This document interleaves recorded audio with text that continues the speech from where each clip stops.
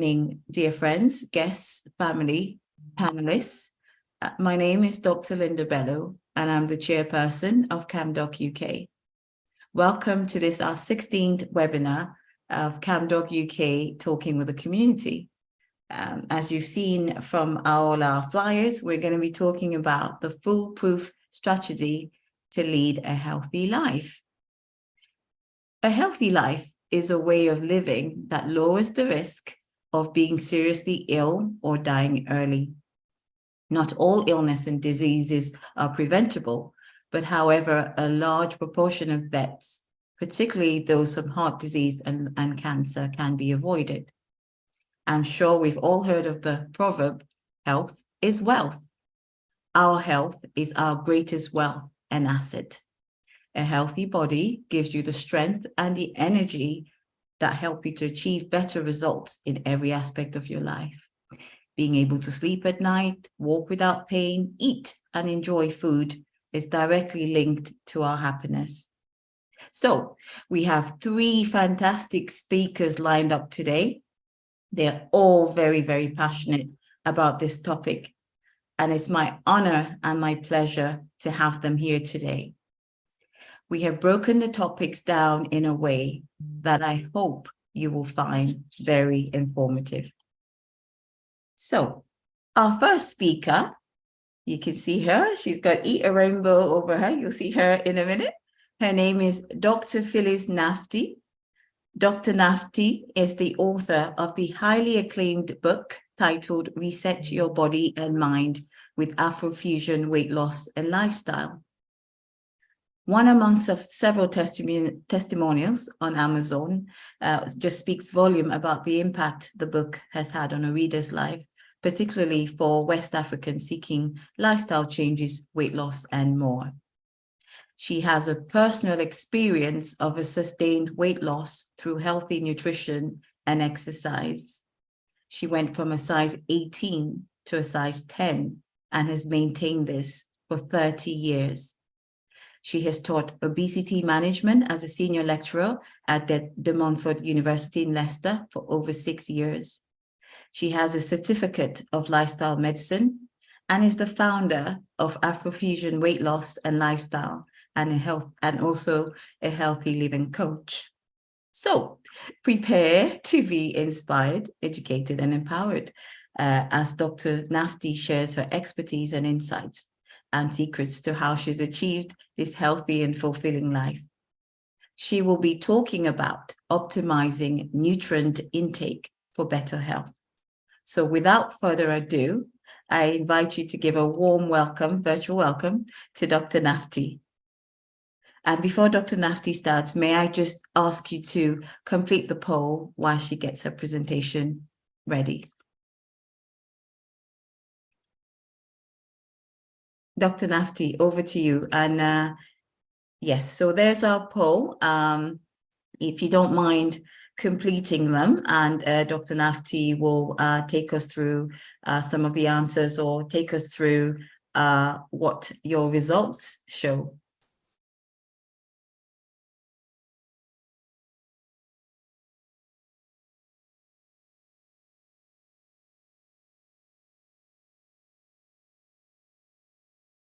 Oh, thank you so much, Dr. Bello, for this wonderful introduction. I hope I live up to expectation, but I just want to thank CamDoc as well for inviting me. I'm really honored to be here to talk about optimizing nutrient intake for better health. And just want to thank everyone for joining as well and listening to this great initiative from CamDoc. So the poll questions, we're going to go through that at the end. So I'll just jump right in.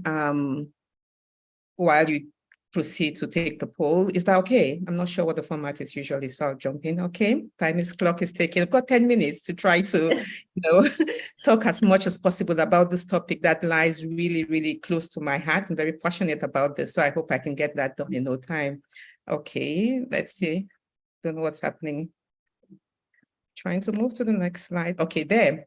So this is my disclaimer and disclosure. So I just want to start by highlighting that although I'm passionate about this stuff, I'm not your personal doctor. So it's important that if you're seeking to make any changes, you consult your physician. And also just to disclose that I have a commercial interest as a book author. I'll start by getting you to work because I think it's more fun if we work together rather than you listening to me with so long. So 3 pictures here of these lovely people. What do they have in common? Write in the chat box, please.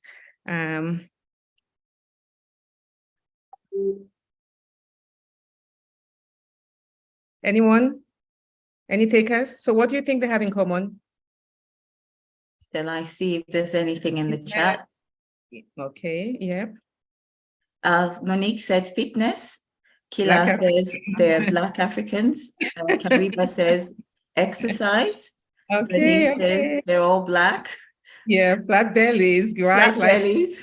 Age. Yeah, okay. So they look very young, don't they? Yes. Regina, yeah. Okay, so just, yeah, they're all smiling. Yeah, happy, healthy life, happy people. They're happy, fantastic. So I'll just go move on to the next slide. Sorry, gosh, webinar's trying to move stuff around my screen so I can move things. Not letting me. What's happening? Sorry, trying to jump to my next slide. Okay, so first thing, they're all Cameroonians. Second thing, on my screen, everything is jumping around. I've got the poll now. Second, they're all over 50 years of age. So yeah, so someone said age, that's true. A little bit more. So by the way, they allowed me to share this about them because they're passionate as well about this whole topic and want to share with the community. So Dr. Mbu was diagnosed with type 2 diabetes in 2019, started on 3 medications. He reset to healthy eating and regular exercising. And 5 years later, he's come off 2 of his medication, now just taking 1 of them intermittently, and his BMs are still okay. I mean, I know we belong to an exercise group together and he motivates me. He's up running even on Sunday mornings. And then we have Ben, who started on, was started on 2 medications because of high blood pressure and lost 10 kilos from healthy nutrition and exercise, and his pressure dropped significantly, and also his medication dropped. And the third lovely individual is Dr. Yembe. If you're not following her on the social media, I encourage you to. She's phenomenal and one of my greatest inspiration for this journey. 13 years ago, she weighed 136 kilos, had physical, emotional, and mental health effects from being obese, and then she reset to healthy eating, regular exercising, and now weighs 68.9 kgs, and she's so passionate about this. So please follow her on social media and get inspired by her like I did. So the outline of my talk, I'm going to talk about nutrients in food. So it's just a little bit about, it's not really sciencey, just quickly to pick on the nutrients in food, and then I'll try to link that to key food groups, and then go on to, talk about how we can modify it to live a healthier lifestyle. Really summary talk here, but it's really just to get us started. And just so you know, there's a prize for the most active participants. So just write in the chat. Okay, see, I don't know who is awake to notice this. So the right is spelled wrong. That's on purpose, obviously, to see who is awake. The prize is a free copy of one of my books. Okay, so straight into it, we start with a game. See my mouse working there. So call the game, who wants to be a Nutri-Master? First question. So which one of this is not an essential nutrient? So put your answers in the chat. Then 10 more seconds.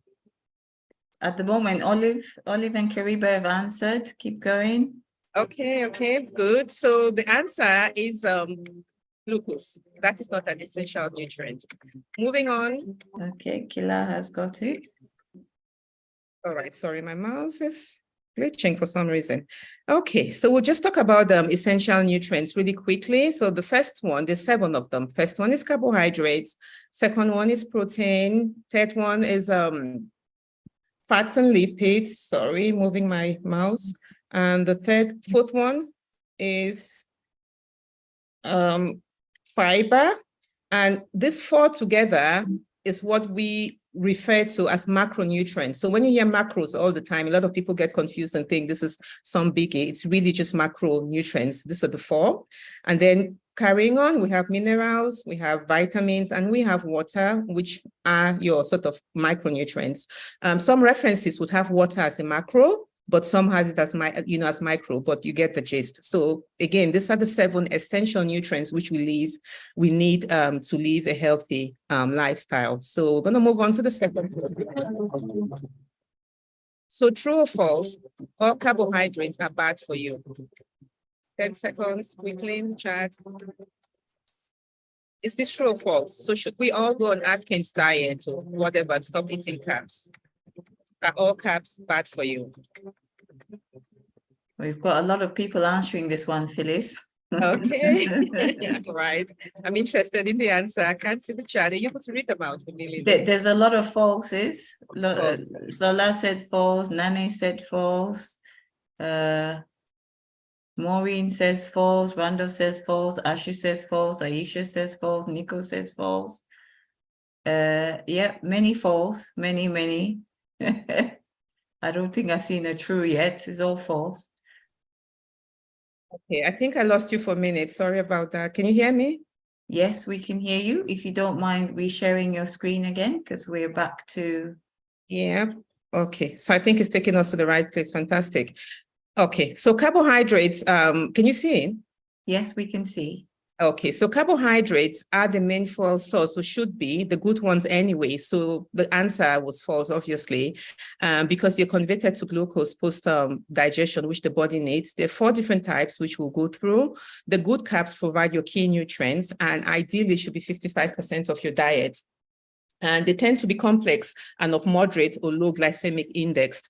The bad carbs are processed carbs, and the nutrients are all sort of removed. They tend to be high glycemic index, which basically mean that they release really quickly into the bloodstream, and you end up with high glucose spikes, get hungry quickly, and they also tend to increase obesity, diabetes, hypertension, heart disease. So it's best to reserve this bad carbs as a treat, really, not to have daily. So just quickly go through the first one, sugar. So basically, sugar, apart from taste, as Osric reminded me, they have no real value. They have calories with no nutrients and should be maximum 5% of your diet. And most important thing I would say about them is to know your hidden sugar sources. No time to go through that, but a lot of hidden sugars. The second class, starch. So these are complex carbohydrates, and they're basically sugar units that are bonded together, and they're naturally found in tubers. And I found some examples of sort of our West African ones. So there's potatoes, sweet and Irish, there's yams, cocoyams, vegetables, nuts, grains, and beans and fruits. The third one, sorry, just moving my screen along. So fibers. So these are great for your gut health. And I think Dr. Leke is going to take us through that a lot. Recommendation is to have at least 30 grams per day. They would reduce constipation, lactose intolerance, and also reduce gut inflammation, and would enhance your immunity. Examples, again, I try to put the ones I think we have in our West African diet, is 100% rolled oats, which some people would substitute now for your traditional fufu. There's green plantains, sweet potatoes, whole wheat, bread or pasta, bulgur, quinoa, beans, and all of that. The fourth one are whole grains, which are great for heart health. A lot of evidence emerging about that. You should have 3 to 5 servings daily, 75% more nutritive than refined grains. So whole grain, very important. Examples are like dried corn with everything intact, the wheat, oats, millet, bulgur, quinoa, brown rice or pasta. Okay, next question. Which one of these two is the more authentic whole grain bread and better for healthy dietary plan or for weight loss maintenance? Quickly write in the chat. So you've got 2 images of bread you find on the supermarket shelf. Looking at them, which one do you think is more healthy if you're trying to eat healthy or for weight loss or maintenance? So there's some B's, lots of B's. Lots of B's. A lot of people. B. Oh, there's an A. There's some Okay. A's. Seems to Okay. be, yep, another B. Yeah, Eugenie thinks B, Aisha thinks B, Nico thinks B. People really want that book, oh, Phyllis. Wow. Okay, so B, that is actually quite interesting. I'll move on for time. Oh, come on, Miles, work with me. Okay, so here, I'll let you decide what you think. So these are your macros. And before Dr. Edwin tells me we don't need macros, I think we do. At a certain level, not get hung up on it, but macros. So in my opinion, the one, or the science says the one on the left, so A is the better one. So less calories, less fat, little bit less fiber, but you can make up with the fiber, no sugar at all, and 4 grams of protein. B, on the other hand, 120 calories, 2.5 grams fat, 3 grams fiber, 3 grams sugar, so sugar is added to this one, and 5 grams protein. And I'll go through the whole grain, thing for us to sort of see why sometimes it's important to pay more attention to this claim about being whole grain. If you notice, there's 100% one on A, so that's one of the clues, but we'll just go through that a little bit more. So basically, whole grain or no grains is a big, big question we should ask ourselves and pay attention when we buy bread and cereal, as cereal products for our kids when they claim to be whole grains. Similar to a lot of the answers we got, people choosing B, there was a study that was done, several studies have been done, but one of them showed that 29% to 47% of study participants incorrectly identified the less healthy product as the better option. So, labels, the food industry is out to kind of just lie to us, so you need to pay attention. So basically, pay attention to this. Brown coloring is often added to white bread and labeled whole grain. Again, all these words, synonyms, they put on the labels to kind of confuse us. They would use multigrain, stone ground, 100% wheat, cracked wheat, 7-grain, bran. That does not mean the whole grain products. So ignore those when you see them. And many of these products have added sugar and loads of fats added to it. So you need to check your labels. So very, very important, always read both label and the ingredient list. So read the front, read the ingredient list on the food. So luckily in the West, there's some, it's mandated to add this information, so you can read that. And it must state, the label must state 100% whole grain on the front of the package for you to actually believe that it is that. And the first ingredient should have the word whole wheat in it, not sugar, not whatever it is that's added to it. So that's how you can actually just be safe with your bread and also your cereal products. Okay, so I'm going to move on to the next slide. Oh gosh, sorry, this thing. Okay, just to explain again why that matters, whole grain bread would have all three of the whole grain, the grain products, so the bran, the endosperm, as well as the germ. And what that means is that it has all the nutrients. It has your B vitamins, it has your minerals, it has phytochemicals and healthy fats. Whereas the one that's made of it just kind of jumped away. So the one that's made of just the refined grain has just the endosperm and mostly carbohydrates. So just be aware of that. Okay, so we kind of, I spend a lot of time talking about carbohydrates because it's what we as West Africans eat a lot of. I think we tend to be fine with the protein, but we also eat a lot of fats and lipids. So I'll jump into this, but do it really quickly because I think I'm more than halfway through my time. So basically, I'll start with protein, which you can see this lovely, lovely plate of meat there. And key things I'll say about this is it is an essential food group because it provides 9 of the 20 amino acids which are required for a healthy diet. We should eat mostly plant proteins because they have the healthier fats, which I'll talk about later. And also we should avoid processed meat. So your pepperoni, ham, bacon, and all of that, because they can, aggravate or cause cancer, but also are not as good for you as your plant ones. And one of the key things I want to say, knowing what we do in our communities, that we should swap deep frying for grilling, air frying, or steaming to make our protein consumption healthier. The next one I want to talk about is fats and lipids. So that's red oil, palm oil, which we use a lot of. So basically, fats and lipids, Trans and saturated fats increase bad cholesterol. So we need to swap this for unsaturated fat sources, which are found mostly in plants and fish. So that's why I was saying have plant protein, because they have the bad, the good fat. And basically, we don't want trans or saturated. We want unsaturated fats. Monounsaturated fats is what is found in olive oil, avocado, almond, and peanuts. This is why we say this is good, and what that does is it helps your good cholesterol and reduces bad cholesterol.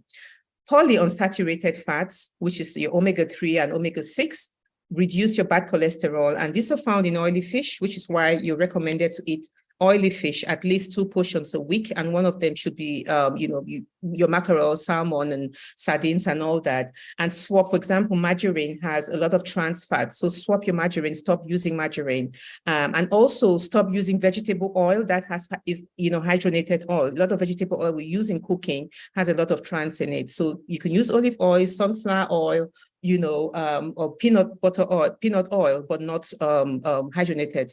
Most of it can be that. And palm oil is good, unlike, some of the media around that. You shouldn't bleach it, because when you do that, you strip away a lot of the goodness, but it's good for vision. There's evidence to show that it inhibits tumor. It improves heart conditions. It's actually used as an anti-poison in Africa by a lot of vets, and it's also contained in vitamin supplements in pregnancy. It is calorie dense, so use it moderately when you cook your food. So olive oil is moderately is calorie dense, so we need to reduce the amount of oil we use in our food. So I'm going to move on then to fruits and vegetables. You know a lot about your portions you should have every day. Great source of fiber, vitamins, and minerals, so the nutrients we talked about. We tend to overcook it and add a lot of oil, which takes away the goodness. And we also would pack it full with egusi, peanuts, meat, which are calorie dense, and that could make them less healthy. So we need to watch that. We should eat a rainbow, as my screen says. And one thing I want to say about fruit is we should eat our fruit and not drink it. We drink too much of fruit juices, whether it's 100% or not. It counts as just 1 portion of your daily portions of fruit and veg. Eat your food, don't drink it. And do not add sugar to fruit salads, like we do a lot as well. And we should also moderate the amount of consumption of sort of high glycemic index, high sugar fruits. We tend to have a lot of, especially when we're trying to lose weight, because you would then plateau. So it's best to restrict your mango, pineapple, have a little bit of that, but not so much. Have more of your citrus fruits. So water, we all know what we should do with water, so I'm not going to belabor that point. I thought I'll put the Tangy bottle there to give you a lot of nostalgia. So basically, to summarize a lot of the take-home message, I know this slide is busy, but this is on purpose. Please take a screenshot of this if you can for me and just put it on your fridge. You can look at it later. I won't go through all of it, but it's really about healthy swaps you can make. So if you can swap traditional fufu, which has about 352 calories per loaf, and some people would have double of that, which is, already takes you to half your calorie content recommendation for the day. Swap that for rolled oat fufu or cauliflower fufu, which has 37.5, grams of 37.5 calories, not grams. Sorry, that's a typo I need to correct. Or 2.75 grams of net carbs.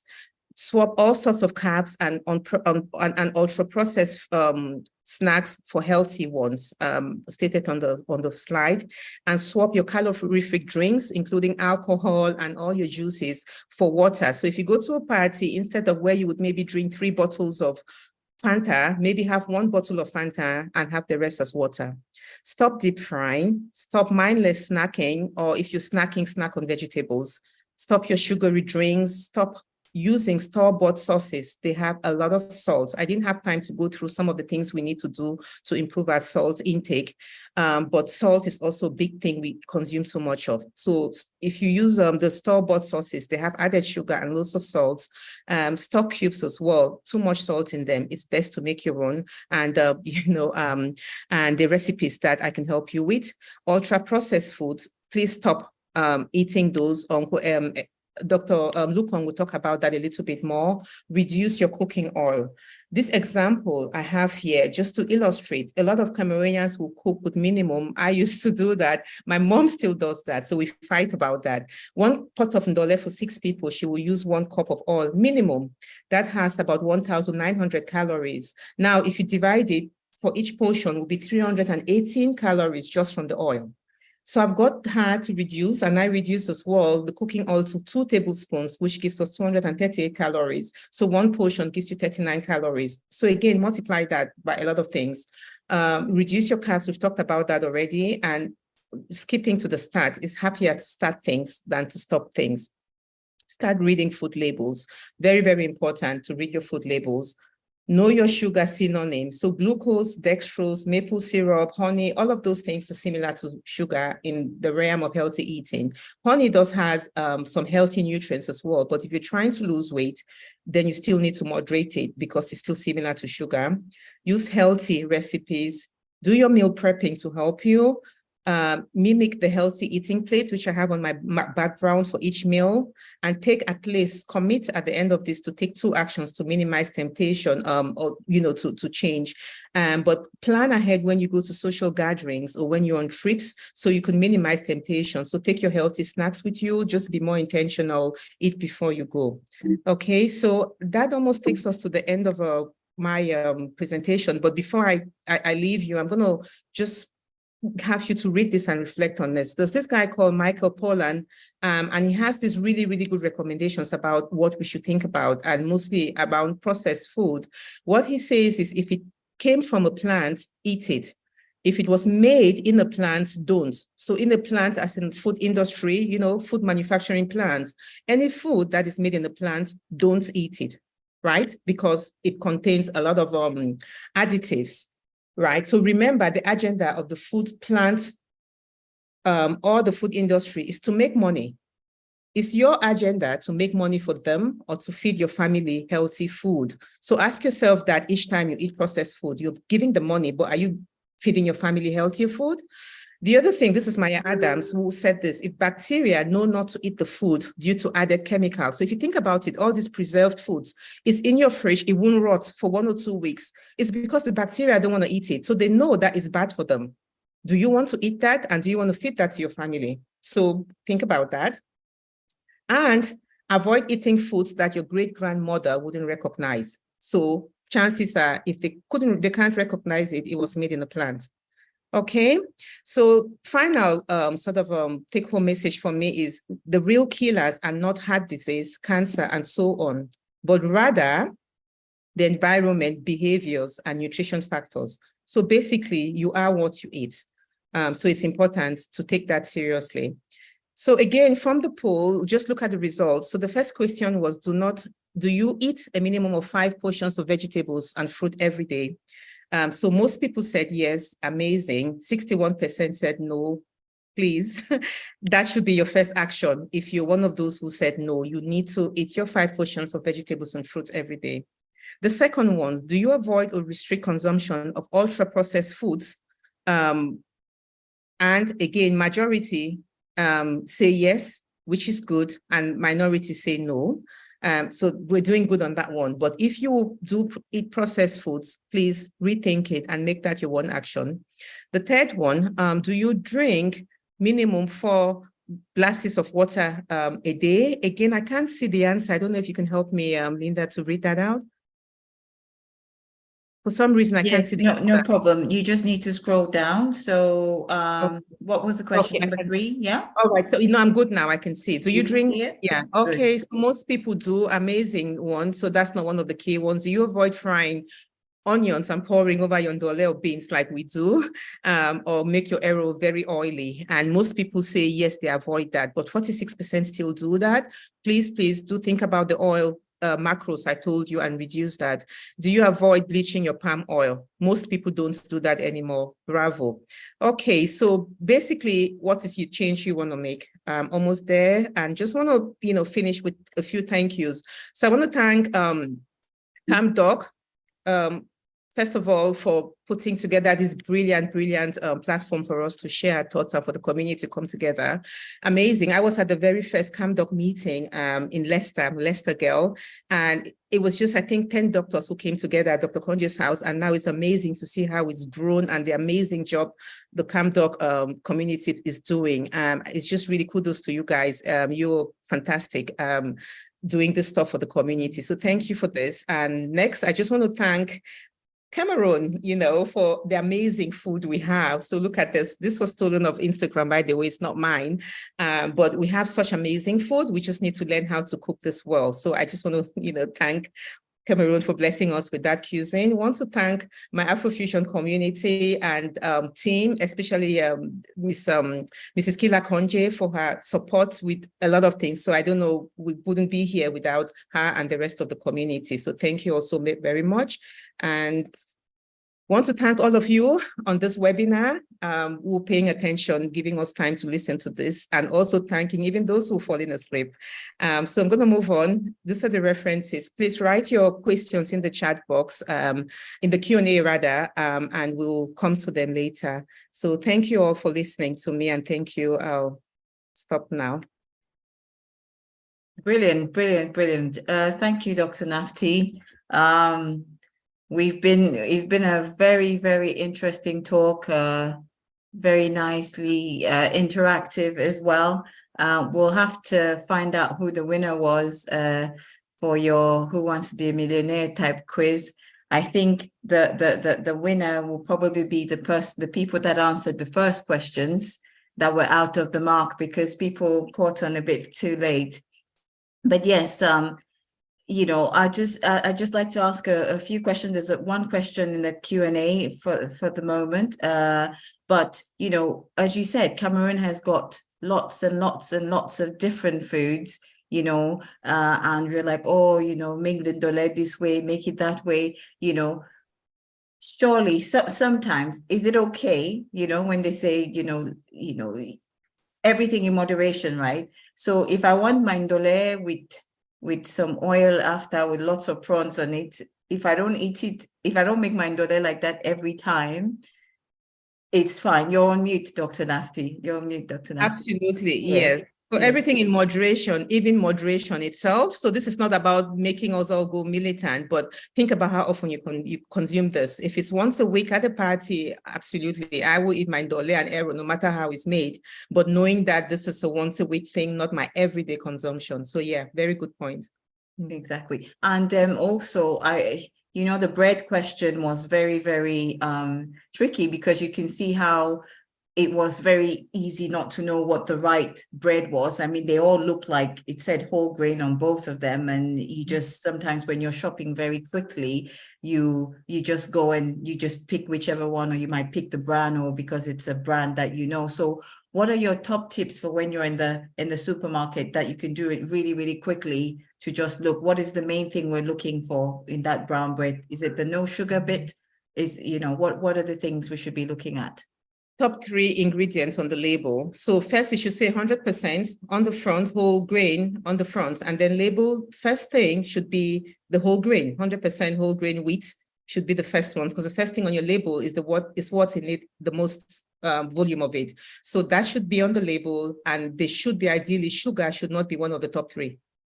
Okay. So if you do that, then you're good. Yeah. Excellent. Right. One question, and then we'll come back to the rest of your questions at the end. This question is from Kisife Olive. Is it advisable to cook with butter in the absence of olive oil? Is there a specific type of olive oil you would recommend? Good question. So extra virgin olive oil is always highly recommended because it's the best, but then you need to watch it for deep frying. It's not great because it becomes just like bleaching and the palm oil. So you shouldn't use it for deep frying. It cannot tolerate high heat. So if you're frying, then you need to maybe try using other oils. And the butter, again, for heart health, is not great because the fat it contains is not your great, good fat. It's not unsaturated. It's trans fat. So I wouldn't recommend butter for cooking. Again, moderation in everything in moderation itself. So if you use it for the odd things that is not your regular consumption to make it more flavorsome or whatever, it's not the end of the world, but just not every day. Okay, Mm. great. So, so basically you're saying she shouldn't don't swap the butter. Don't swap your olive oil for butter because it's not the same. No. Okay. Mhm. All right. Thank you. Dr. Nafti, there's still some questions there, but we'll come to you at the end, if that's okay. Thank you very Lovely. much. I think I went over. I do apologize for that. Thank That's you. okay. That's okay. All right. So we shall go to our second speaker, and that is none other than Dr. Lekeaso. He is a GP, a functional medicine doctor, a wellness consultant, healthpreneur, and inventor. He is the owner and director of Gut Health Medic, a wellness company that focuses on gut and overall health.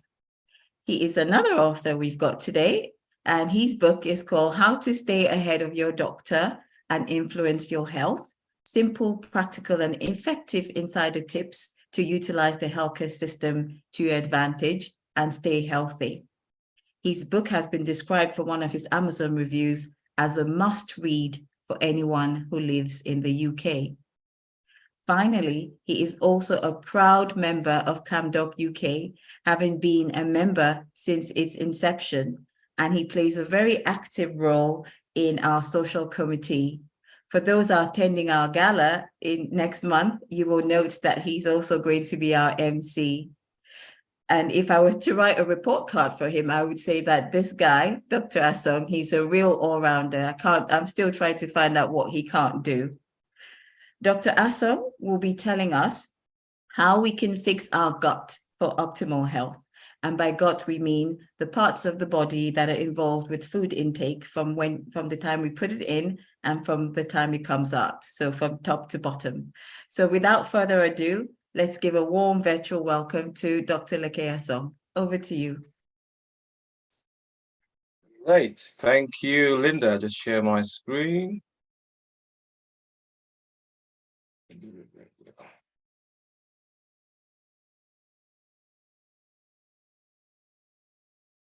Great. So thank you, Linda. Can everyone hear me?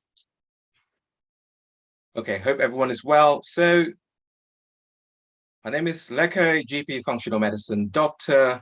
Quick disclaimer. So none of the information is intended to diagnose or treat any disease. Please see your doctor or qualified health professional if you've got any issues. Thank you. With that said, let's go. So how to fix your gut for optimal health. So why the gut? Well, Hippocrates said 2,000 years ago, all disease begins in the gut. And with the discovery of the gut microbiome, we're beginning to see this is absolutely correct. So what is the microbiome? It's a community of bacteria, fungi, viruses, and protozoa present in the mouth, the skin, the vagina, and the gut, which plays a vital role in digestion, amongst other things. Now, interestingly, the microbiome is estimated to be about 100 trillion, outnumbering the amount of human cells. So you're more bacteria than human. So you present to your doctor complaining of various symptoms. You've got bloating, gas, tummy pain, diarrhea, constipation, brain fog, aches and pains, and much more. So you go to see your GP. Now, based on the history, your GP might diagnose you with IBS, irritable bowel syndrome. In some cases, they might do a blood test to look for other causes like celiac or other pathologies. And if you're lucky, you might have a camera test, a sigmoidoscopy or colonoscopy, or an endoscopy. Now, if those tests come back normal, you might be told you've got IBS and given some tablets. And the phrase most chronic disease patients hate is all your tests are normal. Because even though your tests are normal, you might still have the symptoms. Now, what happens if the tablets don't work? Well, it's time to fire your doctor. Take your health into your own hands and see a functional medicine doctor or qualified health professional to look for an alternative therapeutic regime. So what is functional medicine, you might be saying? So it's a science-based model that emphasizes nutrition, health, and well-being with a focus on finding the root cause of your ailments. Now, that's very important. Now, this is an old concept. You know, it's a concept of balance. Your body exists in a state of balance. And that is shown by ancient treatment modalities like Ayurvedic medicine and TCM, which is traditional Chinese medicine. Now, the functional medicine model is great for chronic disease. Now, here's a picture on the left. I asked an artist to draw as a cartoon, which shows chronic disease treatment. Now you've got surgery, you've got brown leaves, and the surgeon cuts up the branch. Then you've got conventional medicine, brown leaves, the conventional medicine doctor paints over the leaves with green. In other words, masking the symptoms in some regard. Then here we have the functional medicine approach. You've got a doctor there with a torch looking at the root, so tackling the root cause of the problem. Now, functional medicine is also called root cause medicine. So using the functional medicine approach, chronic disease can be classed as being based on four underlying causes. So poor nutrition, chronic stress, toxins, and chronic infections. These are the underlying causes of diseases. On the left, we've got Will Smith with Dr. Mark Hyman, who's the head of the Institute of Functional Medicine. Now, Will Smith had a few ailments in the past and was gaining lots of weight. So he got in touch with Mark Hyman to help him on his path to optimal health. In the middle, we've got Bill Clinton with Dean Ornish. Now, Dean Ornish, I've seen him in London a few times. He's the head of the lifestyle medicine movement. Now, he advocates a plant-based diet. Now, Bill Clinton went under him and lost lots of weight. You can see how thin it is. But rumor has it, he went to Cameroon and couldn't resist soya with extra kangkang. So he thought, you know what, forget Dean Ornish, I'm going to go to Mark Hyman on the right. And he now uses a functional medicine model. And I think Mark Hyman is still Bill Clinton's doctor. So how do you fix your gut, practically speaking? Now, here's a 5R approach. You've got to remove, replace, re-inoculate, repair, and rebalance. Using this 5-stage method, this is how you fix your gut. So let's start with the first one, remove. Now, what we've got to do, remove processed foods. Now, Phyllis talks about this. So anything in a packet or a box with a long list of ingredients are processed foods. So refined carbohydrates, refined vegetable oils, additives, colorants, those are quite bad for you, so remove them. Now, stresses and lifestyle. Chronic stress, as we've mentioned, is a driver of chronic disease. So if you've got problems at work, working long shifts, then it's time to kind of look at that and modify it. Finally, we've got gut parasites. Now, that's very important. You can have hidden parasites, which can only be picked up by advanced testing, not the testing done by your GP.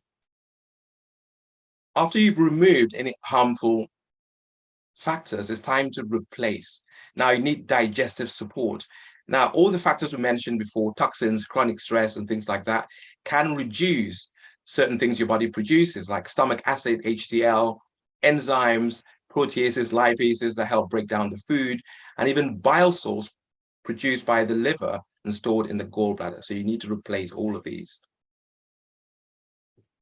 After you've replaced them, you need to re-inoculate. So feed your body with the right food. So here we have prebiotic and probiotic foods. Now, prebiotic food is essentially fruit and vegetables.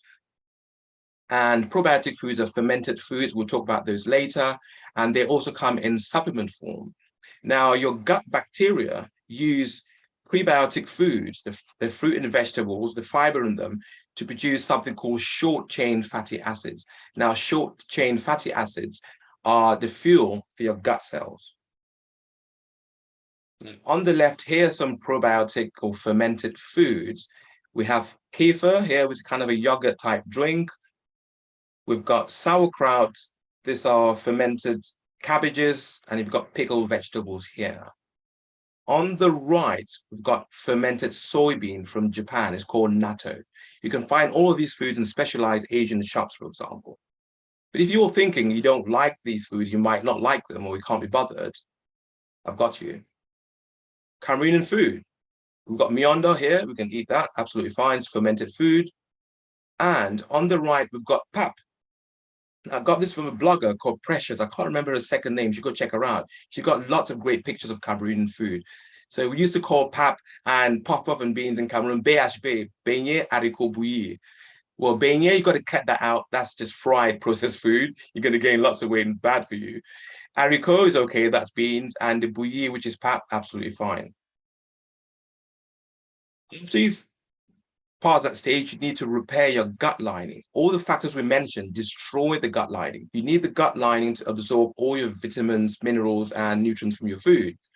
So to repair the gut lining, you need a few things like vitamins, minerals, things like zinc are quite good to help repair the gut lining. L-glutamine is a great amino acid. It has a high affinity for gut cells for some reason.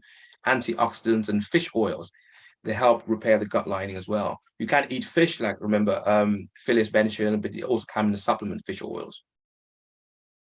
This is a stage so important and many patients relapse. You need to rebalance. We are in the Western world and we are under stress, all of us really, because of our lifestyle, especially our work. So you need to balance, seek a great work-life balance. If not, you're getting lots of chronic stress from that point of view. Emotional health is so important. You should see a therapist if you've got lots of issues, or talk to friends. It really helps to rebalance the body. Exercise, I can't emphasize enough, absolutely great. And I'd say exercise, a better word is movement, actually, because just walking or doing yoga, Tai Chi, movement is so important, not necessarily running around or going to the gym. And finally, sleep. Optimizing sleep is crucial. I remember about 25 years ago, I saw a traditional Chinese medical practitioner, and he asked me about sleep. And I remember thinking, why is he asking me about sleep for? I haven't got a sleeping problem. But sleep is so essential as a driver of chronic disease. And if you look at the top there, I mentioned parasympathetic dominance. Now, your body, in order to stay in a state of balance, it works by two nervous systems: the autonomic nervous system, which is made of the parasympathetic nervous system, or the rest and digest system, and the sympathetic nervous system. So in times of stress, your body is in the state of sympathetic dominance. So your body is prepared for fight or fright. And when that happens, the activity of the rest and digest system, which is the parasympathetic nervous system, is lowered. So that can affect your gut, gastric secretions, enzyme productions, and so on. And this is why lifestyle modification is so, so important. I attended a podcast about 2 months ago, and Darcy from Zest Wellness, they're a company from New Zealand, he said, inflammation is a smoking gun at every crime scene. Now, that's an excellent quote. Inflammation underlies most chronic diseases, heart attacks, strokes, gouts, everything. So it's so important by using the 5R approach to reduce inflammation in the body. Now, here I am with Dr. Lee. Dr. William Lee is a proponent of lifestyle medicine and foodist medicine.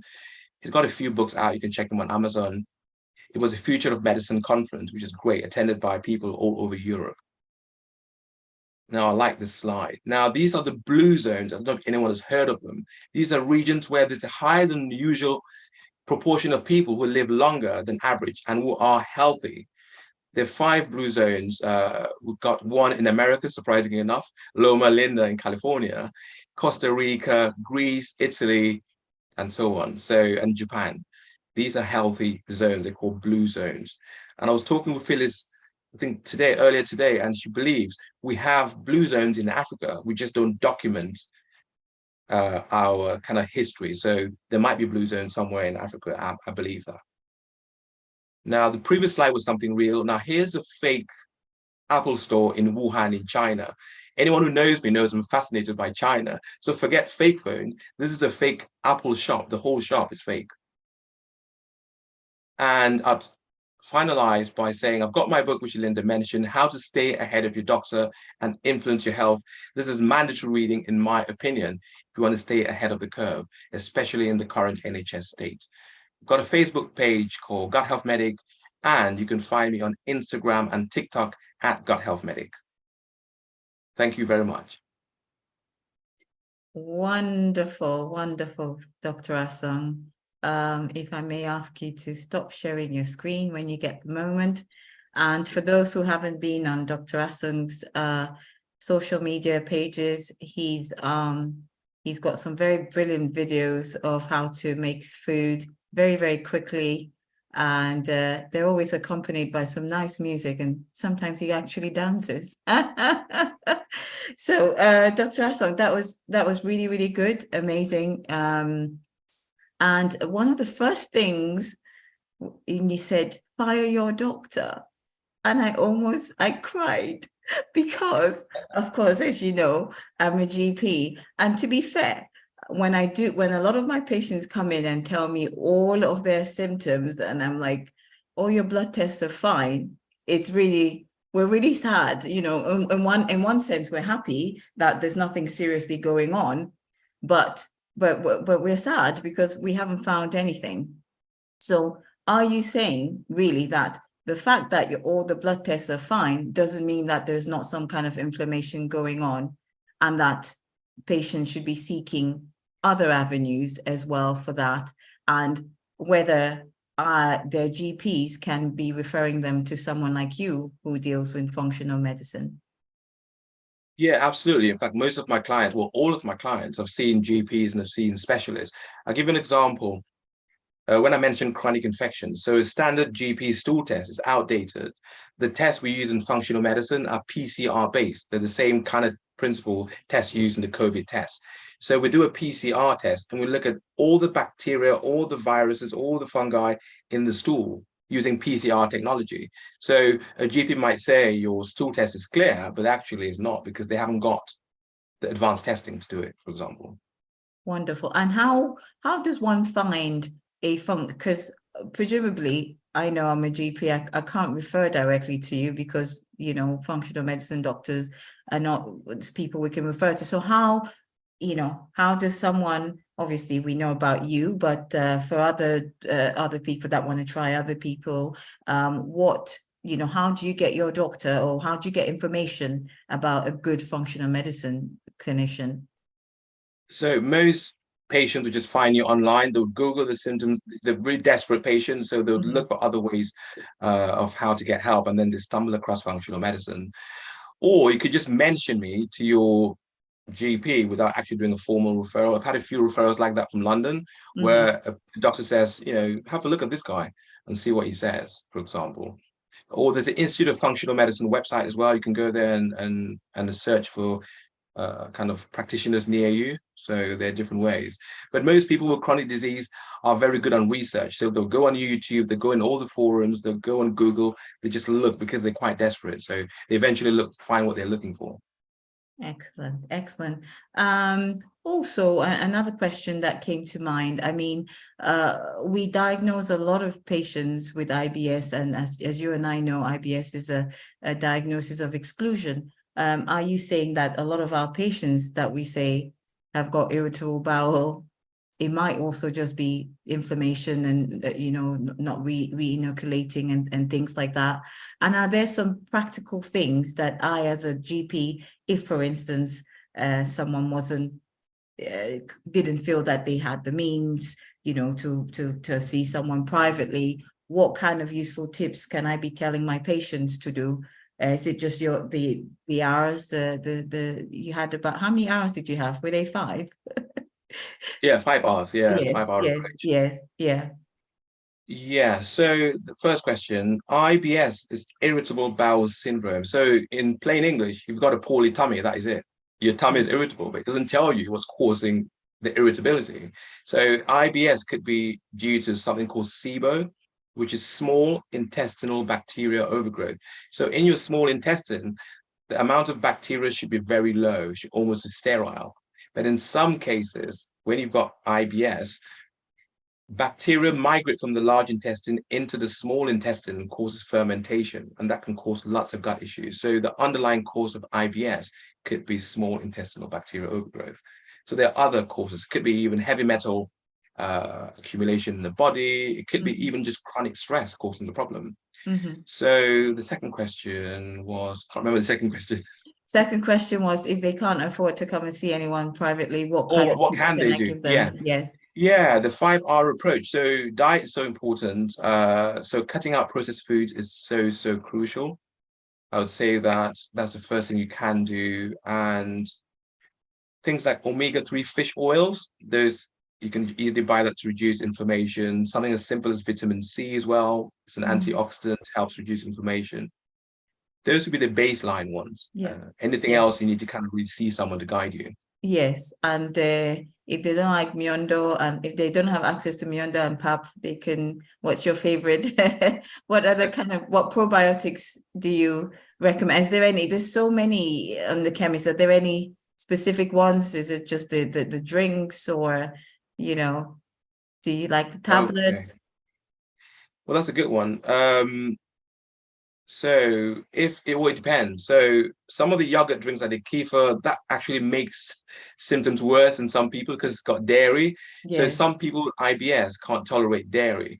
So Mhm. even though you're giving them a probiotic in the form of a kind of dairy-based product, it can make things worse. So sauerkraut might be better. But in terms of the kind of probiotic, it depends, because when I do a stool test, for example, it tells me what bacteria are present and what proportions. And based on that, I'll choose the best one. Having said that, you could just buy one and try. Acidophilus-based probiotics, you could just try that and see. Part of it is trial and error and knowing your body. There's no absolute science to this at some point. So you got to try and see how you feel. If you feel bad, don't take it. Try another one. But if you see a practitioner, you have a more guided approach. Okay, and just one last question before we go to our next speaker. Can we say that obesity, this is from an anonymous attendee, can we say that obesity is equal to have these gut problems you talk about? So I guess the attendee is thinking if you're obese, you're automatically going to have gut problems because you're obese. Yeah, in 99.9% of cases, lots of studies have been shown that the kind of proportion of bacteria in your gut influences insulin sensitivity, obesity, diabetes, and all sorts. So it all stems from the gut. A lot of it stems from the gut, yeah. Okay, one last one, since we're talking about gut. Quinta here has written quite a lot.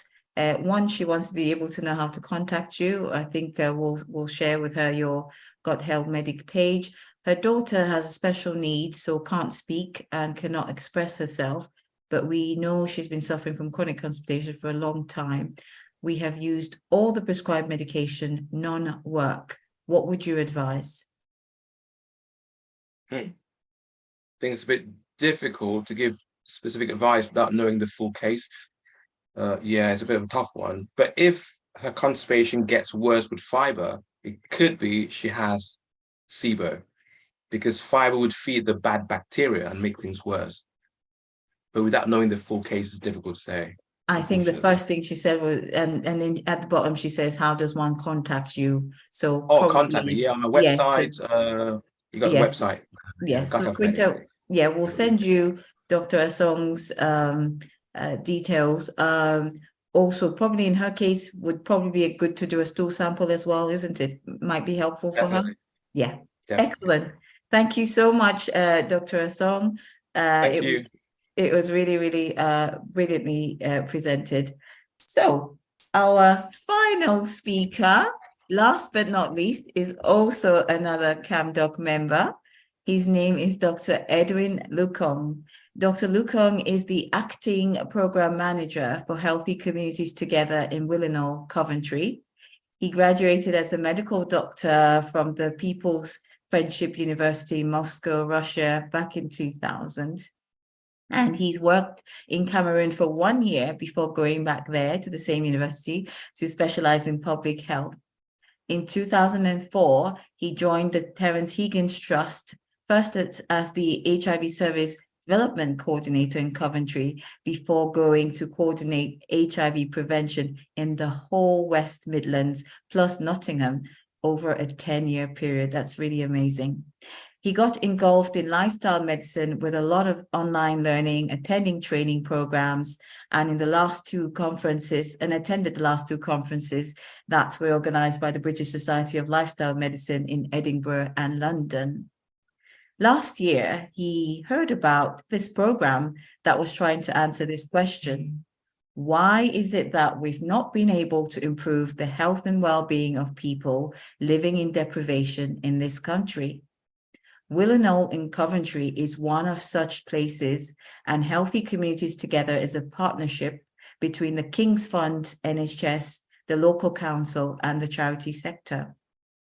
They said that they wanted to do things radically different from the usual health promotion. And he said to them, I'm in. Dr. Lukung's topic is, does it matter when, what, or how you eat? Without further ado, let's give a warm virtual welcome to Dr. Edwin Lukung. Dr. Lukung, over to you.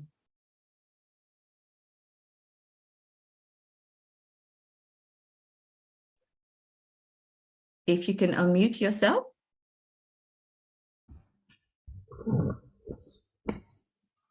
I first I want to thank CamDoc for this opportunity, and then to thank the previous presenters, Dr. Phyllis and Dr. Leke. You people have really set the ground so high, and it is very difficult to follow with the excellent presentations that you've done. But I will try. Okay, I will answer those 3 questions, whether it is necessary or whether does it really matter whether you start eating, when, what, and how. I will try to do that with 3 stories, or 2.5 stories.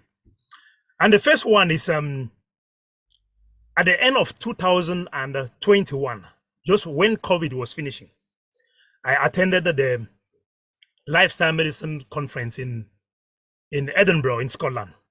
Sorry, Dr. Lukung, are you going to be sharing your slides? Yes, once I will do. Yes. Okay. I attended the conference in Scotland, and with most of these conferences, when you go, there are lots of people talking, lots of presentations, but then you also get somebody who picks your mind so strongly. And for me, so that person was a doctor from Australia called Dr. Joanna Macmillan. And when somebody picks your attention, it's not just what they present on that day. Sometimes it is, you research, you look for them, you find out, you search online and you look for them. And when I searched for Dr. Macmillan, I found something what looked like a game changer. This is it here. And it is like a drug, it's like a medicine, but it is, it's like a vitamin tablet. And it has everything that you need from food. You have all the carbohydrates, you have all the proteins, you have all the fats, it have all the minerals, it have all the vitamins, it have the fibers, it have, what we call the phytonutrients, which are, some of the good things that we get from plants, the polyphenols, it has them all. What that means is that next time, whether it is the CamDoc conference, whether it is the Bannon Convention, whether it is funerals, whether it is weddings, you don't need to eat. You just take your 1 tablet a day and you get everything that you need from it. Can you imagine going for a date and just sitting with your girlfriend or your boyfriend and you just talk and just drink water? You just drink water because you already have everything that you needed for a day. I don't know how many people would like that type of medicine, because our tradition, our history, our everything, our relationship, love relationship are sometimes built on food. Sometimes they break up because of food. People get divorced because of food. We talk our stories of the food that we meet people and what that food means to us. But can you imagine we forget about food? And I'm happy to tell you, this doesn't exist.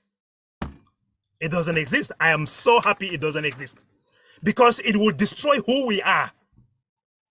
What am I trying to tell you therefore with this? I'm just trying to say that because of the problems that we have with health, be it because of the increasing diabetes, cancers, and everything, the food industry now makes us to believe that the most important thing that you look from food is those micronutrients. It is carbohydrates in it, calories in it, the GI index, and all those things. And I can tell you, I am a medical doctor, my wife is a teacher, and I can tell you, I don't even know how to count those calories. I don't know how to count them. I don't know how to calculate the grams of fat in food. I don't know. So food is not just those micronutrients, but the most easiest thing. Okay, now let me share the screen. Sorry.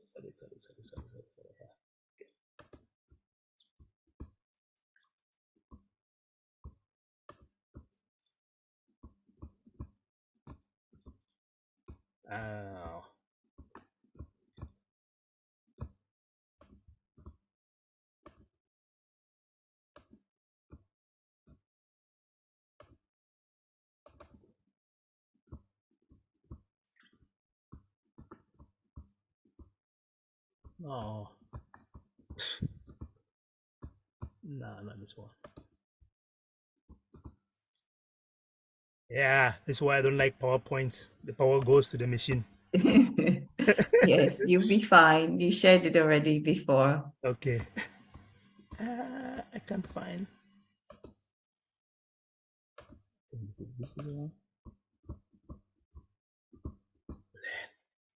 Okay. Would you like us to share No. it for you? Yeah, share it for me, please. Let me see if I can find it, or Dr. Mbele can find it. 1 second.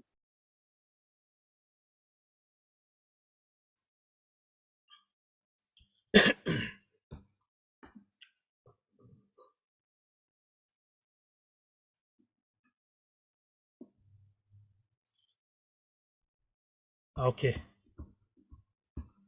Thanks very much, Doc. Okay. Now make it full screen. Yeah. Lovely. Okay. Okay. Yeah. It's not responding. Yes. Okay. And I will do your slides for you. Just tell her Okay. when you want the next one. All right. The next slide, the one about the diet war. So like I was saying, you know, the food industry now have put us into diet wars, and some of these wars are really confusing. There is the vegan diet, there is a vegetarian diet, there is a keto diet, there's a pescatarian diet, there is a Mediterranean diet, and everything just gets so confusing, you know. So the next slide, please. So am I saying that all the things are not necessary? No, I'm saying that they are so confusing. So what we in lifestyle medicine say is that there are some basic things, some most important things that you need to look for. If you look behind Dr. Phyllis, she talked about eating the rainbow. Eating the rainbow means that you should eat different colors of vegetables and fruit. And the vegetables and fruit, why do you eat different colors? Because the different colors mostly come with different elements that you get, what we call the polyphenols. So when you eat different colors, when you eat diverse different one them, then those different colors, those different plants, they feed the bacteria that Dr. Azong told us. And those bacteria that are in you, he mentioned, they are in your gut, they are in your intestines. Those bacteria, they determine, they are now, science is now telling us that they are responsible. They help practically in every aspect of our health. So you need to eat different colors, eat as many as you can. You know, before we used to say eat 5 a day, and then people will go for 5 apples a day. And that doesn't help. People went for the sweet ones, but the more you eat, not just the fruit, but the vegetables. You should be plant-based. Plant-based doesn't mean that you don't eat meat. It doesn't mean you don't eat fish. I have people from Banning who sometimes when they see me eating meat, they are like, "Oh, are you eating meat? You tell us that we should be eating only vegetables." No, I've not said eat only vegetables. Say plant-based. Eat mostly plant. Dr. Phyllis told us about the whole grain. We talk so much about the carbohydrate. We talk so much about different things, and the food industry. Their most important thing is the profit. So they will take it, they will remove the good things that the plant want, and then they will sell you. They will take the bread, remove every good thing from the from the wheat, and then you are left with what? Just what confuses the body. If you eat the food, If you are in Europe or you are in anywhere in the West, if you go to what we call the ethnic shops or the African food, the African stores, the food that you get from there is whole. If food looks like food, then it is food. If it doesn't look like food, like Dr. Philly said, if your grandmother cannot recognize it, then it's not food. That is what we call the processed food. And some of them, the highly processed, the ultra processed. Please eat food that looks like food. The other thing is eat organic. We know organic is very expensive, but I can tell you, the people who produce most of this unhealthy product, they don't eat the things that they produce. They eat the organic that we don't want to eat. And I'm telling you, many people who know me, I grow most of my vegetables. And I'm telling you, I have vegetables. I grow vegetables in my back garden that I eat for the whole year. And I don't have much. I don't have it's not a big farm. So please, at least if you can grow, you grow. Because growing your food, you gain so much from it more than just the food. Being in the farm, we come in contact with the soil, which is very healthy.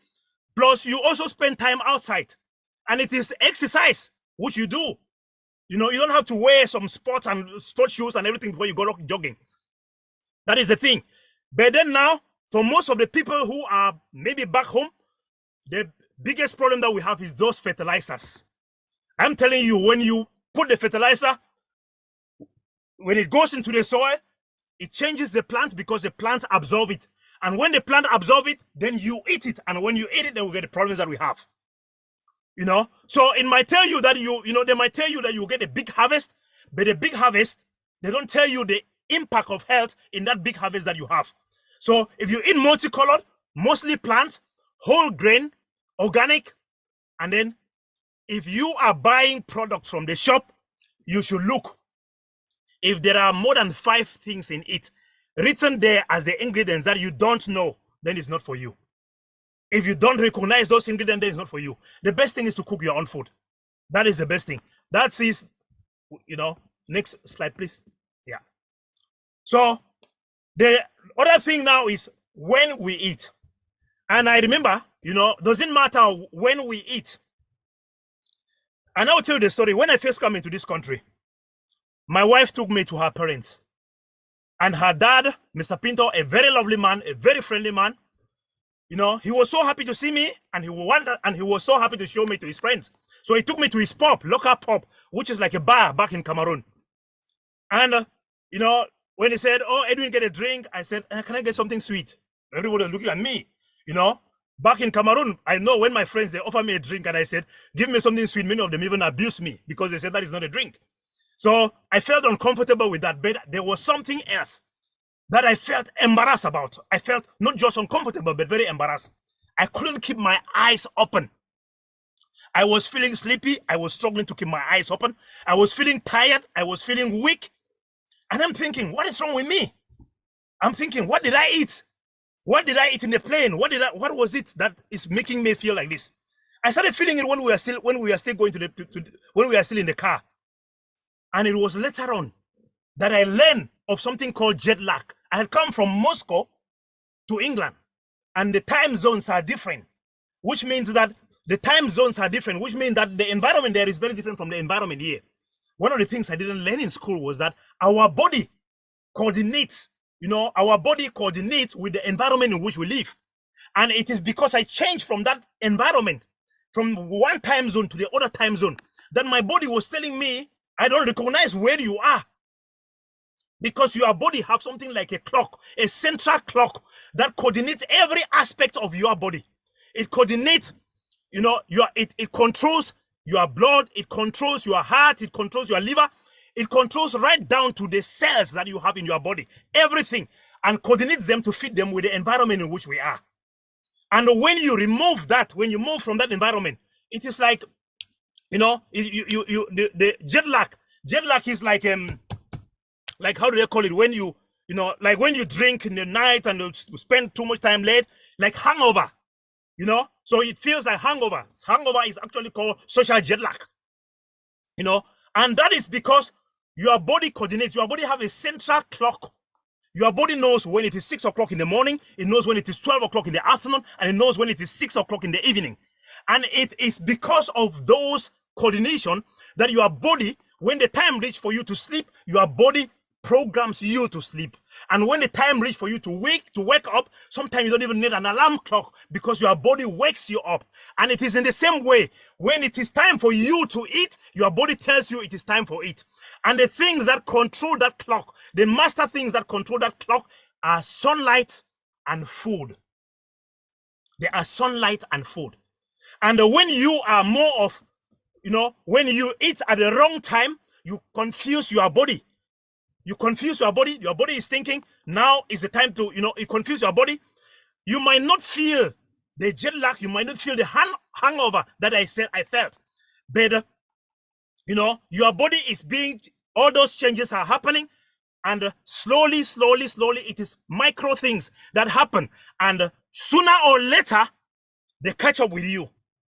When you eat at the wrong time, it is the same way that when you miss sleep or when you sleep at the wrong time, your body, you might not feel it. Slowly, you get an impact. And that is the reason why the World Health Organization now classifies shift work. For people who work, you work sometime in the night, you work sometime in the day, they classify it as a carcinogen, which means it can cause cancer. Because you don't get the impact immediately, but it is slowly, it happens. So if you are missing out on sleep, try and eat at the time when you are supposed to eat. So the next slide, please. So does it really matter when you eat? The most important thing, now research is being done now to look at least even for shift workers, can we use food to counter the damage, to counter the changes, to counter all those ups and downs that we get in our lives, And the most important thing is, if you eat when you wake up, you take at least 1 hour. Let your body adjust to it. Let your body adjust and know that, of course, now it's time for wake up. And before you go to bed, you stop eating for at least 3 hours. That's the most basic things that I can say. If you can eat at least an hour after waking up and at least 3 hours before you go to bed, your body will adjust. Your body will get the information. It will adjust and coordinate those things and put it straight and put it on the right track. And if we look at the slide which we see, you can see that just using what we call restricted eating, time restricted eating, which some people call, more of, fasting.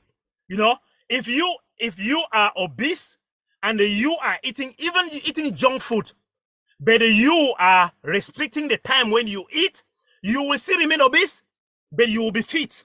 And it is important that you are fit. You will be obese, but you will be fit. All right. If you are lean and you are eating junk and you follow time restricted feeding, eating, and you are eating junk, you will be obese, but you will be. And if you don't follow, if you just eat anytime, you will be obese. If you are eating junk and you are lean and you just eat anytime, you will be obese. But if you are eating at restricted times, you will remain lean, you will be fit. And if you are lean and you are restricting your time during the weekends, or you eat junk during the work days, but then you restrict your time during the weekends, you can be lean and healthy. So what this is simply saying is more of, when you fast, your body, sometimes it is not even what you eat, it is when you eat. And when you eat can have a bigger impact, just like I said, because it helps your body to coordinate and be in the state where it be. Next slide, please. And those changes, all right, what happens when you stop eating? In the first 6 hours, when you stop eating, because when you are eating and you are eating continuously, your body, the food which you eat is being absorbed, it goes to the liver and goes to the other places, and then your body uses it. But after 6 hours, your body now stops. Start taking the food that you have been stored, not the one that you are eating, not the one that you ate in just a few hours ago. Your body starts using that. All right. If you go further to around 12 hours. There is something. I'm not going to talk everything about what happened in every hour. I'm just talking these two. The most important thing, if you go for about 12 hours, then you get what we call autophagy. But it's not about whether we call it autophagy or whatever they call it. Let me tell you what happened with it. If we take an example of, said, firewood, which you burn firewood, and then you get energy, which you use to cook. When we take our food, you use the oxygen, you get the energy that we use to live. But when you are burning firewood in the house, you get the crumbs of firewood fall, you get ash fall, you get charcoal fall, you get smoke, and then you also get smoke with a G, which is like tar. All right. It is the same thing with our body. When you are eating, you get all these things that, what we call the oxidants, those crumbs that they fall everywhere. When you stop eating, your body goes to a cleaning up process and it removes those things. It clears away the smoke. It is as if your kitchen is being renewed. And your body, it is like a detoxing way where your body removes all those oxidants. It clears them away. And when it clears them away, because they were blocking places like smoke will do, like the wood crumbs will do, it clears everything. And then you get all the advantages that we are talking about. Be it your heart, it works better, your brain works better, even your age, it changes. Next slide, please. So it is very important to eat, not just what you eat, but when you are eating. And like I said, there is nothing that is better than fasting. Some people will do it even for 2-3 days. I've done 3 days, but please do not do it without support from somebody from a doctor. But if you can at least just go for the day, that's excellent. How we eat. Next slide, please. The short story here is more of, I remember one time I was at work, coming back from work. I spent the whole day looking forward to eating, and I'm coming home so hungry. But when I reach, my 2 daughters, they have annoyed me so much. I lost my appetite. And if you have been, sometimes whether it is you are so hungry coming home and then you get a little problem with your wife, and then you lost your appetite. The reason you lost your appetite is because when you are angry, when you are vexed, when you are not happy, your body reacts to it immediately. And your body feels like if you are angry, then you should be ready for a fight. You need to survive. Like what Dr. Leke talks about, fight or flight. When you are angry, it disturbs everything. Your digestive system doesn't work well. So, but then we tend to know when we are angry with somebody, or when we don't talk, or when we are angry with somebody. But do you know, if you are looking at the film, you are watching film and seeing things in it that you are not happy with, your body reacts to it. If you are on your mobile and looking at work things that you are worried about, your body reacts to it. And all those things, if your body reacts to it, then it disturbs the way that, can you imagine being angry and having saliva in your mouth? It doesn't work. When you look at food and you admire it, then you get saliva. But you have to be present before you can get that. Because when you are angry, your mouth gets dry. When you are angry, your mouth gets dry. When you are angry, your body, your body stops working the way it works. And if you cannot get the saliva is there to help with the digestion of the food. And if it helps with the digestion of the food, it will help with the absorption of the food. And if your digestion and your absorption are not working well, then the food is not going to work well. So it is very essential that at least Dr. Leke talked about the blue zones. Those people in those blue zones, many of them, those people who live more than 100 years, they don't just live more than 100 years, they live very healthily. But one of the most common things, some of them eat meat, some of them eat beans, some of them eat potatoes. But one of the most common things among all these people is that they usually eat together. Be it the grandparents, the great-grandparents, the grandchildren, they sit together and they eat. If you can eat together, if you can eat at least one meal sitting down on the table with no devices, when you are eating, please keep your phone away. Please don't watch TV. I remember one of my sisters, you watch TV crying and eating. Either you are going to eat too much or you are not even going to eat. And even if you eat, your body will not take it well. The other important, please, if God gave the colors for those foods for a reason.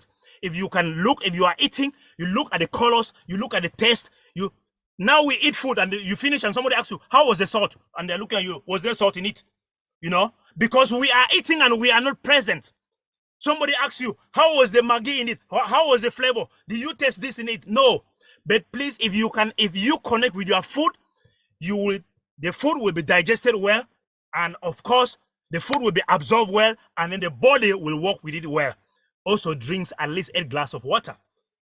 You know, because when you drink the water, your body needs water.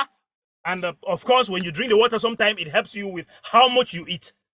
You know, but also, when you are eating, you are taught, you know, they often say that your mind, we are our mind. If you are thinking that, oh, this food is very bad, this is very dangerous, this is this, and if you know that and you are still eating, I'm telling you the impact in it is even worse.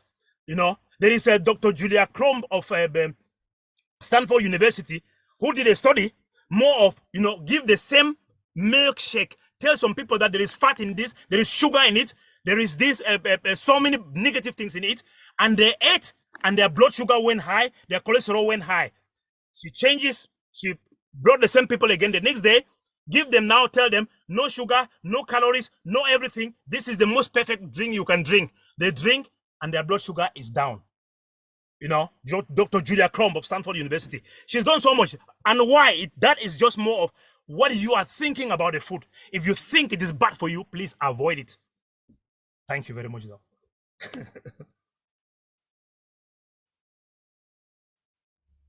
Lovely, Sorry, I lovely, went over the lovely. time. So That's okay, Dr. Lukong. Your passion for it just was all over. You know, it was palpable. I felt like I was there with you. Thank you so much for that, Dr. Bene. If you don't mind stopping sharing your screen, we had lots of comments in the chat. Your talk really resonated with a few people. And actually, I wanted to read, someone got, you know, inspired to write a little proverb there, which said, after you spoke, and he said, the ritual of eating is fundamental for our psychological well-being. That's Dr. Lionel Ota. He said, enjoy eating in moderation, not Chinua Achebe style, from things fall apart. So that was from Lionel on the chat. Yes, so I think the overwhelming thing that I got from your talk, Dr. Lukong, is that, yes, it's good for us to go to the supermarket, look at the calories, look at this, look at that. But sometimes it's just really good for us to look in our plates. You look at the plate, you look at what it looks like, you use some of those other tips. Is that what your grandmother recognized them? But apart from that, we should really enjoy it, enjoy the food, right? That's what I got. You should enjoy the food. Yes? Absolutely. Just enjoy the food. Just enjoy the food. People who know me, people who are in Bali, you know, when I'm with people, I eat. I eat. Not a lot, and many people say, oh, why are you not so far? Why do you do this? Because I don't do that all the time. Yes. You know, I follow those rules during the week. Okay. So you mentioned intermittent fasting, and the main one that you put was 16-8, right?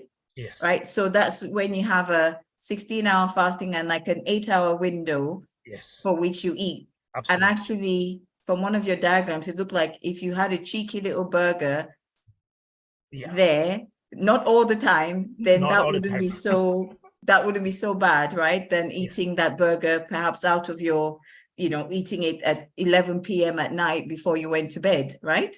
Absolutely. And for me, that is the thing. You know, it is not like this one is so dangerous. Like I'm telling you, there are people who, when they see me eating meat, they are like, oh, so you are eating, are you eating fufu? No, I grew up in fufu. I grew up with fufu, you know. So I eat everything, but not all the time. You know, if it is a wedding, I'm not going to miss the cake. If it's a birthday, I'm not going to miss the cake. Exactly. But I am not going to eat cake as if, the biggest problem that we have is that we are doing it every day. We are eating the wrong things all the time. It's not, it's not just what we eat. It is how we are eating it and when we are eating it. Exactly. Very, very well put. I have a question from Christian. He couldn't put it in the question and answer because he's also on the panel. He was saying that as far as he knows, organic food is more relevant in the UK, where the food quality is very poor. How relevant is this in Europe, where food quality is much tighter? I think the organic food, I think when we talk mostly about organic, especially in the Western world, there is a lot of emphasis on the, where we think about the GM food and all the other things, but it is also the question of, especially that's why I talk about the situation back home in Cameroon, where most of the food now is just more of, you pump, the dog was talking about the things that your bacteria don't eat. And I remember talking with a friend, Dr. Eustace in Cameroon, and he was telling me about his grandmother having beans that weevils will not eat. And I'm like, yeah, if weevils don't eat it, if they know that it is bad, why will human beings eat it? But the way they sell it to us is, when they come with those things for home, the way they sell it is more of like, oh yeah, we have a problem with weevils. So get this. And then our people feel like if it is coming through the government, if it is coming from organizations, from the NGOs, then it is good, So yes, be it in Europe, be it in back home, we do have problem with all the chemicals. Now they are using pesticides, and some of the pesticides and the not just the pesticide, the weed killers. Some of the ones that are banned from Europe because of the cancers that they cause, they have sent them, the glyphosate and all the others. They have sent them back to Africa, and those are what we are using, And the company is telling you, we said, no, this is not dangerous. It depends on the quantity which you use it.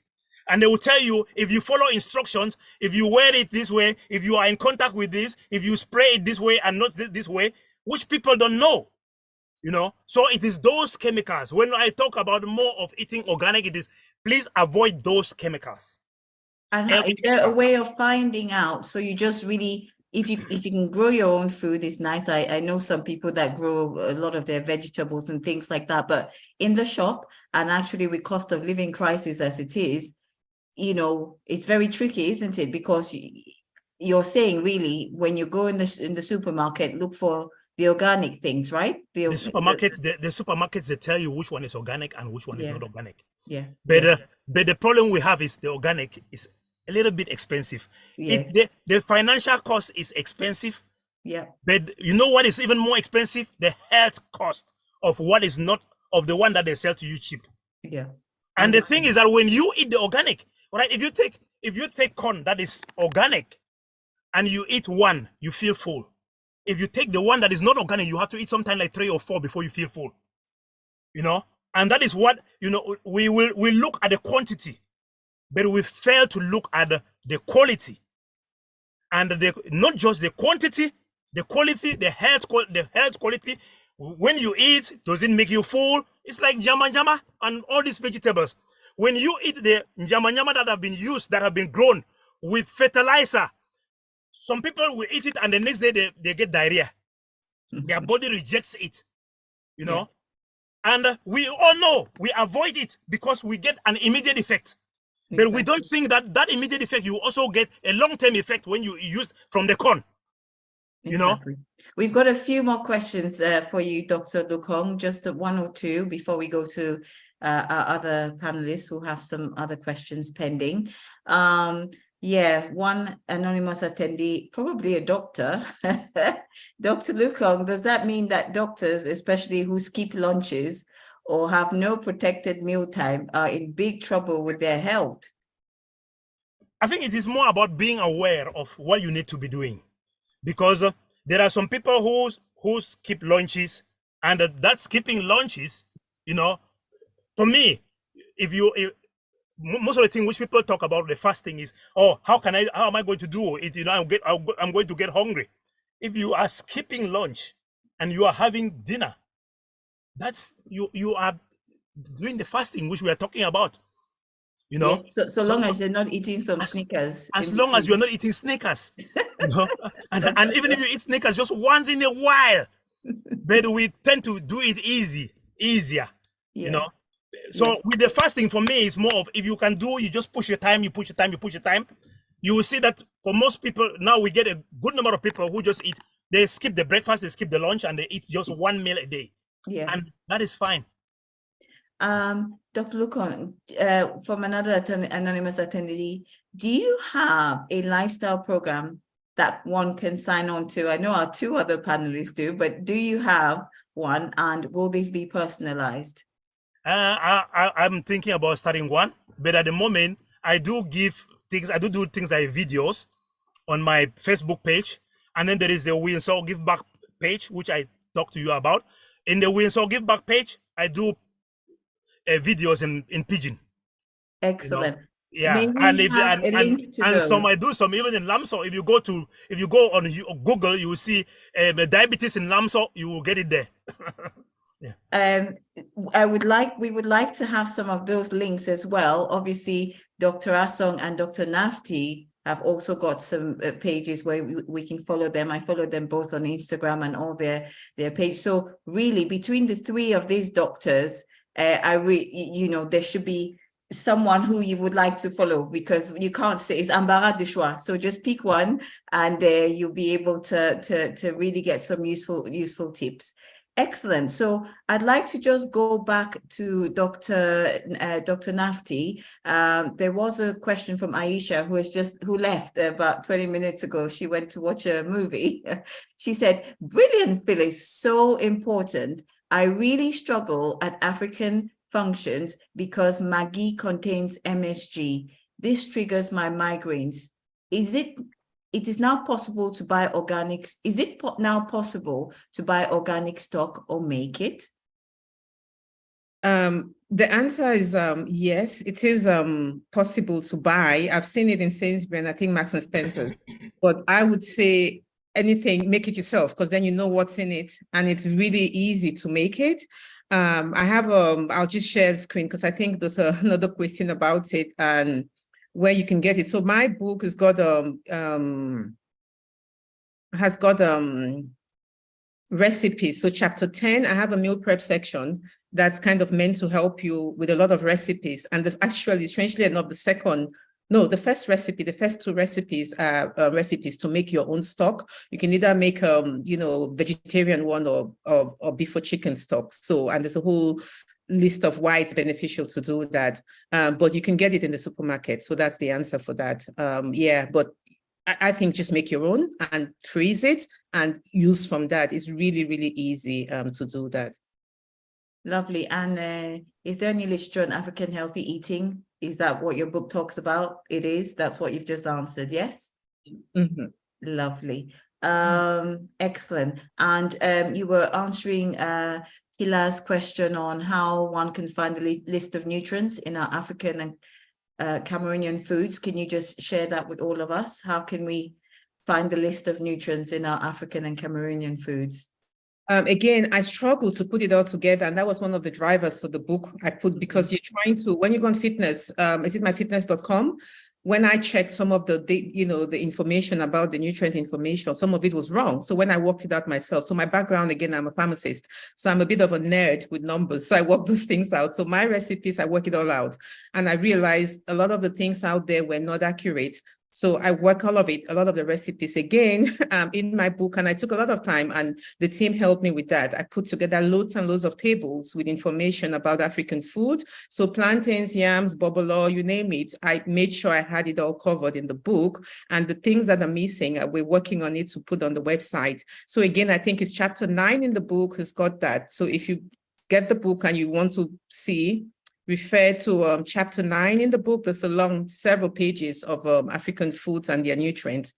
content. Also, the recipes in chapter 10 and chapter 9, every single recipe has the macros. I know Dr. Lukong doesn't think, and again, I don't want you to get bogged down with those macros, like he said, but sometimes if you're trying to actively lose weight, or just be aware, like the fiber content, the different things that are useful information to know. I believe strongly that knowledge is power. You don't get hooked up on it, but just know it's there if you need it. And then you can make those decisions for your Monday to Friday, but weekends, like Dr. Lukong said, I advocate that you don't get too focused on that. Be aware, because you can undo all the good job you did during the week easily at the barbecue over the summer, for example, but just don't get too hung up on that. Excellent. Before I go to the next questions, there is a poll. If I could please encourage all our attendees to complete it. It helps us to know what we did well and what we can do better. Someone's written, Himalayan salt is a very tasty and a good replacement for Maggi. Declan is thanking you, Phyllis, for the clarity. There's a message for Uncle Eddie. I've always wondered why rich elderly people shop for quality food in small quantities, good nutrients and less waste, mindfulness and intentionality. That's wonderful. Got a question for Dr. Song. Functional medicine is definitely the way to go, but why is it so expensive?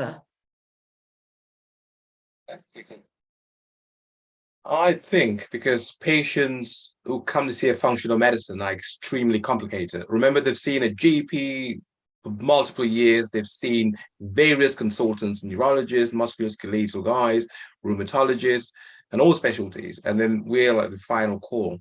So typically they have a long list of past medical histories, and they just complicate the patients. Takes time. But yeah, I agree. In America, some insurance companies accept functional medicine, but in the UK, I don't think so. Not yet, anyway. Yeah. I mean, I was going to ask, like, Dr. Asong, there's some of your stool tests. I really wish that I had access to them, because again, you might come and see me. I'm an NHS GP, and you come and see me, and I really know that there might be something going on, but I really don't have access to some of those sort of tests that Dr. Asong might get. But Dr. Asong, what's, if I'm struggling with a patient like that and they can't come through, is there any kind of test, to your knowledge, that obviously you work also as an NHS GP sometimes, that we can add on to that, to our usual kind of panel? Let's say I'm thinking that someone might have intestinal overgrowth. Are there other kind of subtle signs that I can pick up that can lead me towards that kind of conclusion? I think there's a history. Typically it'd be multi-system symptoms. So for example, I've got migraines, I've got aches and pains, joint pains, brain fog, so typically have a long list of medication. They might have been told you're depressed, here's an antidepressant, they've tried the maximum dose, doesn't get any better. Then they develop knee pain, hip pain. So they're all over the place. So that's kind of a clue to say, the more diverse your symptoms are, the more likely there's one cause causing them. But I think from a conventional medicine point of view, we kind of just treat the symptoms under different specialties, but they never get better. The list of medication just goes longer and longer.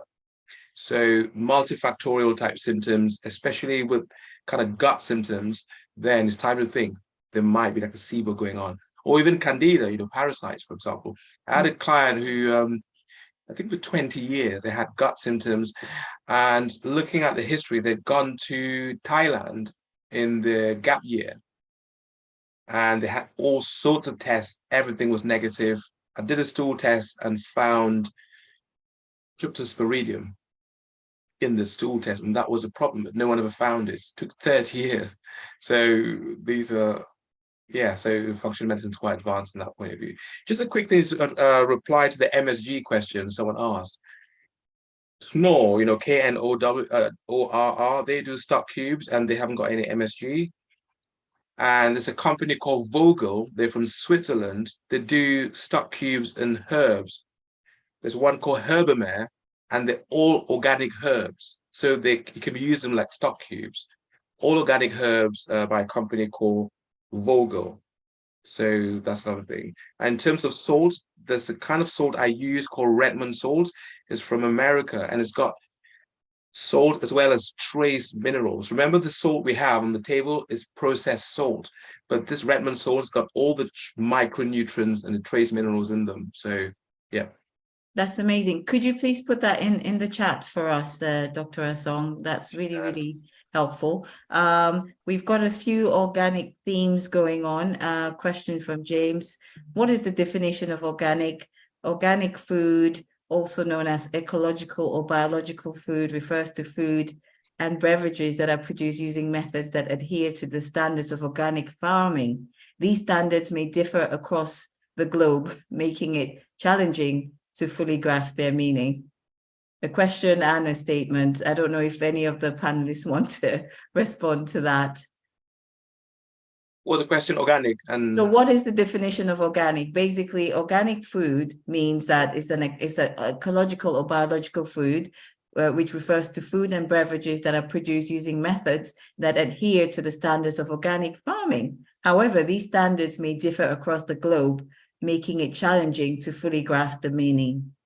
Do you have any comments on that? You know, basically organic food in, let's say, Cameroon might be different to the standard of organic food in Europe or in the US, as Christian was mentioning before, that we seem to have more tighter quality control. So, you know, I guess a question and a statement. I don't know if any of our panelists had anything to say about that. Would you trust organic food in the US more than organic food in the UK or organic food in Cameroon? I guess that's what he's asking. Yeah, so I've spoken with a few farmers. I've been to conferences with farmers. Some farmers could not be organic certified, but their food is actually even better. You need this certain criteria to hit to get the certificate of organic. And sometimes, and I think there's a bit of money involved in it as well, to have money to adhere to those things. So some farmers might not have that, but their food is high quality. But in terms of the different standards across the countries, I don't really know. But I think it would be like anything else. Some countries are just stricter than others, I think. But it's important to realize organic just means what's not in it, not especially what's in it. So our soils are nutritionally deficient anyway. So Sir Howard, you know, this scientist many years ago wrote a book, a treatise on organic farming. So due to over farming, our soils are nutritionally deficient.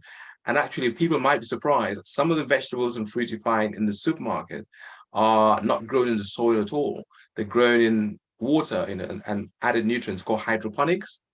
So some of the tomatoes you buy, they're just hydroponic farming. They're in big plants. They put them in water and add all the nutrients in them. So they'll be different from the stuff actually from the soil. So just so many factors involved in food. It's a minefield. So the last question, I'm very aware that we have run out of time, but if I could end with the last question on there from Ndane Guti, the emphasis on organic food is interesting. However, can the present population be fed on organic? That's open to any of you. Well, for me, I think that if we are looking at the quantity, you know, then it goes back to the same thing where I talked about, you know, if you look at a piece of land that our grandparents used to feed the whole family with, now you use that same piece of land, you use the chemicals with it, you get more. But the truth is, what you will feed from there, you end up buying more food from outside to feed the family. So when we look, you know, most of the genetically modified food, the GM food, and all of that, they emphasize so much on the quantity, but it is the quality. You know, like I said, if I take the place where my grandparents, where my parents, not my grandparents, where my parents used to feed us, and the only thing we will buy will be rice, which was, you know, usually like in Christmas, you know, but then we will eat fufu from there, we'll eat jamajama, we'll eat beans from there, and we'll eat it throughout the year. But that same piece of land now, which have been used with fertilizer, which have destroyed all the microbes on the soil, You know, it kills all the microbes from the soil. And just like how Dr. Leke was talking about the microbes in our body, the soil also have microbes that help in many other ways, not just to grow the food, but also, you know, to keep us healthy. So we can look at the quantity, but we also have to look at the health. You know, I will rephrase the question. The damage that the food that we are getting now is causing, is it sustainable? You know, because we are getting more and more diseases. So that's the way I look at it all. So Thank you so much. It's been really, really interesting, and I'm sure there's many other questions that we would have loved to answer. But it's 8:04 now. So before I end, I would like to thank our fantastic panelists for this really wonderful webinar. It was very informative, and I really learned a lot from all of you. But there would be no webinar without these three people from CamDoc. Dr. Anna Bene, if she's there, we can see her face. She's our social and communications secretary. Basically, there'll be no webinar without her, because she starts it, she ends it, and she sorts everything out. Dr. Christian Demala, who is our webmaster, and if you've seen any of our flyers, he's the one that does them himself. He's actually in America, and he's been doing this job, you know, despite the time difference. We're really grateful for him. Dr. Demala, can we see your face, or is it too early in the morning? While Dr. Demala decides whether he's going to show us his lovely face, Dr. Valentine Gua is the third most important person as well. He's our education secretary. The webinars are his brainchild, and he sorts all of the things out as well. He may be at work at the moment. I don't know if Uncle Val, you want to show your face. If not, he's at the back there. So a big thank you to all of them for their amazing work in making this webinar happen. The topic of healthy living is really a vast one. We could talk about so many aspects of it. And so you'll be glad to know that we'll be doing part 2 of this webinar, something similar, in September. So keep that in your diary. All of us here at CamDocUK want to wish you good health for you, your families and loved ones. And we hope to see most of you at our fundraising gala. This will be in exactly 2 weeks. So at this time, we should all be sitting down. In 2 weeks' time, we should all be sitting down in Leicester, having a great time. And before I leave, I would like to leave you with another playback of our fundraising video, which some of you saw at the beginning. And our fundraising gala will be really all about this video. So before I play the video, I'd like to wish you all a good night, good evening.